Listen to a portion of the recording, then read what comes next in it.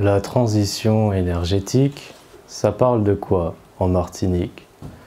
Je vais vous en toucher 2 mots en 180 secondes chrono. Ici, vous allez voir.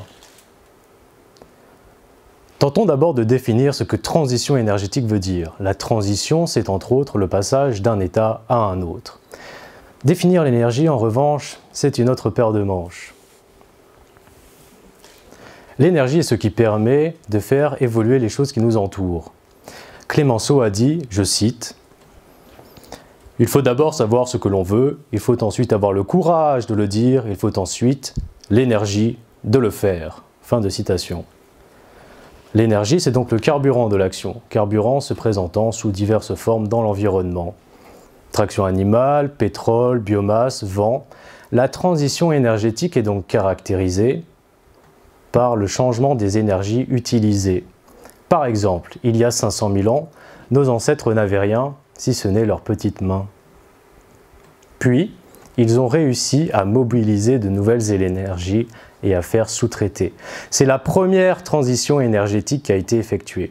Puis, une deuxième transition énergétique est arrivée il y a environ une centaine d'années, un peu moins docile, celle de la transition vers les énergies fossiles.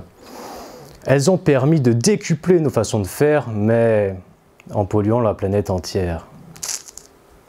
Cependant, la dernière transition énergétique doit pallier cette aberration. Revenons maintenant à notre île volcanique, la Martinique. Avec plus de 90% de dépendance énergétique au pétrole, le constat de base n'est pas très drôle. Je me suis alors demandé, est-ce que la transition énergétique en Martinique est réalisée pour préserver l'environnement ou pour remplacer les énergies fossiles, peu importe comment? Pour répondre à cette question, je me penche sur les relations entre énergie, acteurs du territoire et population, et ce à l'échelle de la Martinique. Mais pour faire la transition énergétique, il suffit de mettre des énergies renouvelables, pensez-vous? Ah, si ça pouvait être aussi facile que ça!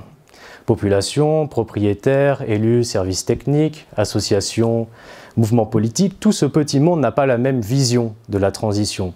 Quelle est sa définition? Quelles énergies peuvent en faire partie? Il y a même des conflits qui émergent entre ces différentes prises de position. C'est la géopolitique locale. Mon travail est donc de savoir comment la transition énergétique s'insérera en Martinique et quel effet ça peut avoir sur le territoire. Je vous remercie.